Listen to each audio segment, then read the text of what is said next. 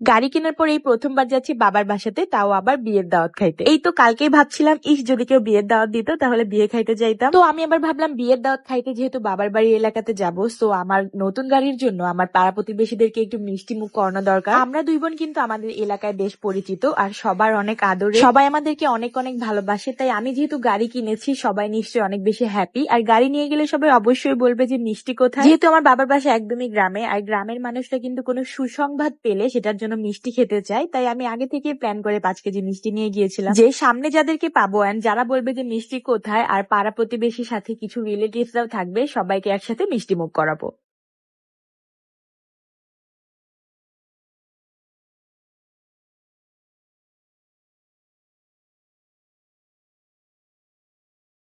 নিজেদের গাড়ি নিয়ে নিজেরাই ড্রাইভ করে যাচ্ছিলাম, আর আপনাদের ভাই কিন্তু বেশ দক্ষ ড্রাইভার। সাথে কিন্তু আমার ভাবি ছিল এন্ড আম্মুও ছিল। আম্মু ভাবি আমাদের বাসায় বেশ কয়েকদিন হলো এসেছে এন্ড সবাইকে জোর করে রেখে দিয়েছি যে আমি একা একা থাকি, তোমরা কিছুদিন থাকো আমার সাথে। কর্মব্যস্ততার জন্য বাবার বাসাতে বেশ কয়েকদিন হলো একদমই যাওয়া হয় না, তবে বিয়ের দাওয়াত তো একদমই মিস করা যাবে না। তবে গাইস, কোনো অকেশন না থাকলে আমি আমার হেয়ার প্যাক একদমই দেওয়ার সময় পাই না। যখনই কোনো দাওয়াত পাই তার আগের দিন রাতে হলেও আমি আমার হেয়ার প্যাকটা মাথায় দিই। আর আমার প্রোডাক্টের রেজাল্ট তো তোমরা দেখতেই পাচ্ছ। দেখো চুলগুলো দেখে কে ভাববে না যে আমার চুলগুলো রিবন্ডিং করা বলো। এই যে দেখো গাইস, বাচ্চা হওয়ার পরে কিন্তু কম বেশি সবারই চুল পড়ে যায়, বাট আমার বাচ্চা 6 বছর বয়স হয়ে গেছে প্রায়, বাট আমার চুল কিন্তু আগের মতোই আছে। চাইলে কিন্তু আমি আমার চুলগুলো অনেক লম্বা করে ফেলতে পারি, একদম আমার পা পর্যন্ত করে ফেলতে পারি, বাট আমার এত লম্বা চুল ভালো লাগে না। আমি প্রায় 1-2 মাস পর পরে কিন্তু আমি চুল 3 থেকে 4 ইঞ্চি 5 ইঞ্চি করে কেটে। তো গাইস, তোমরা যারা কালকে প্রোডাক্ট অর্ডার করেছিলে তাদের প্রোডাক্ট কিন্তু আমরা সেন্ড করে দিয়েছি। এন্ড নতুন যারা অর্ডার করছো এন্ড করবা, সবাই কিন্তু খুব তাড়াতাড়ি অর্ডার করে ফেলো, কারণ খুব তাড়াতাড়ি আবার স্টক আউট হতে চলেছে। গরম গরম টাটকা প্রোডাক্ট নিতে হলে অবশ্যই আজকে অর্ডার কনফার্ম করে ফেলো, তাহলে কিন্তু তোমরা 2 থেকে 3 দিনের মধ্যে প্রোডাক্ট হাতে পেয়ে যাবে। আমার হেয়ার প্রোডাক্টের পেজটি আমি ক্যাপশনে এন্ড কমেন্টে মেনশন করে রাখবো। তোমরা কি জানো তোমাদের হ্যামিলি আপু যেমন সব কাজে পারদর্শী এবং এক্সপার্ট, তোমাদের ভাইয়াও কিন্তু সব কাজে পারদর্শী এন্ড এক্সপার্ট। সে যে কার ড্রাইভ করতে পারে এটা আমি সত্যি জানতাম না, মানে আমাকে বলতো সে যে পারে, বাট আমি সেটা ইয়ার্কি হিসাবে নিতাম, বাট সে যে রিয়েলি এত সুন্দর ড্রাইভ করতে পারে এটা আমি সত্যি জানতাম না। তারপর আজকে সত্যি আমরা যখন গাড়ি নিয়ে আমাদের এলাকায় ঢুকি তখন সবার মানে রিয়াকশনটা একদম দেখার মতো ছিল। তো আমরা হচ্ছে টেবিলে খেতে বসতে না বসতে আমার সব ফুপিরা সব রিলেটিভরা এসে আমার হাজবেন্ডকে ঘিরে ধরেছিল যে মিষ্টি কোথায়, গাড়ি কিনলাম, মিষ্টি কোথায়, মিষ্টি খাওয়াও। তো আমরা বলছিলাম যে খাওয়া দাওয়া আগে শেষ করি, চলো সবাই মিলে আগে খাই, তারপর তোমাদের মিষ্টি খাওয়াবো। আর এই যে এটা আমার ছোট দাদা, যে কিনা এখন বুইড়া হয়ে গেছে, তারপরেও তার ছেলের বিয়ে দেয় নাই, শেষমেশ ফাইনালি আজকে বিয়েটা দিয়ে দিচ্ছে। যাই হোক, মজা করছিলাম গাইস। তো আমি তো খুবই এক্সাইটেড ছিলাম যে বিয়ে বাড়ির খাবার, আমাদের গ্রামে বিশেষ করে খাবার দাবার গুলো খুবই মজা হয়। খাবার দাবার বলতে যে ডালটা তারা করে এন্ড গরুর মাংসটা করে খুবই বেশি স্পাইসি এন্ড অনেক সুস্বাদু হয়। আপনাদের ভাইকে বলছিলাম যে দেখো ডালটা সে নিতেই চাচ্ছিল না, বলছিলাম যে একটু খেয়ে দেখো কতটা মজা।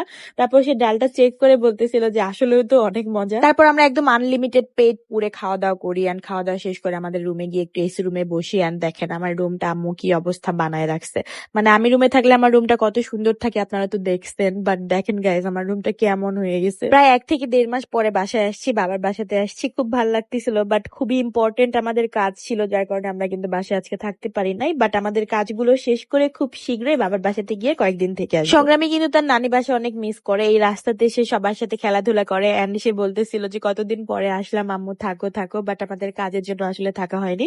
তারপরে একটু বাহির থেকে এসে দেখি যে আম্মু খেতে বসছে, আম্মুকে পাহারা দেওয়ার জন্য এখানে এসে দাঁড়াইছিলাম, কারণ আম্মু কখন আবার দই টই খেয়ে ফেলে। আম্মুর অনেক ডায়াবেটিস, যার কারণে আসলে দাঁড়ায় থাকতে হয়েছে। এসে দেখি এই যে আমার নতুন চাচি আম্মা এন্ড চাচা খাইতে বসছে। তো এমিলি ভিডিও কল দিছিল দেখার জন্য, বউ চাচি আম্মাকে দেখার জন্য, তো এমিলিকে দেখাচ্ছিলাম। এমিলির সাথে কথা বলছিলাম, মনে হচ্ছিল ও যেন প্রবাসে আছে, মানে বারবার ভিডিও কল দিচ্ছিল। তারপর সবার খাওয়া দাওয়া শেষ করে সবাই আমার গাড়ি দেখতে চলে যায়। গাড়ি দেখে সবাই বলে আলহামদুলিল্লাহ, মাশাআল্লাহ, সুন্দর হয়েছে, আরো অনেক বড় হও। আমাকে অনেক অনেক দোয়া করে সবাই। এন্ড আমি সবাইকে ফাইনালি মিষ্টি মুখ করাতে পারি এন্ড আমার কাছে খুবই ভাল লাগতেছিল যে আমি সবাইকে একটু হলো মিষ্টি মুখ করাতে পারছি।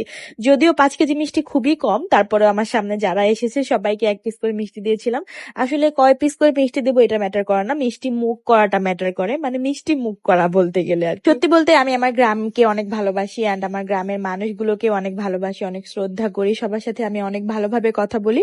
সবাই আমার সাথে কথা বলে, আমি সবার সাথে কথা বলি, সবাই অনেক অনেক খুশি হয়, শুধুমাত্র একটু কথা বলাতেই কিন্তু সবাই অনেক খুশি হয়ে যায়। এখানে যে মিষ্টি দিচ্ছিল সে কিন্তু আমার বড় ফুপি। আপনারা অনেকেই বলেন যে আপনারা সবসময় আপনার মামিদের সাথে অনেক আনন্দ ফুর্তি করেন, বাট ফুপিদের সাথে কোনো ভিডিও দেখা হয় না।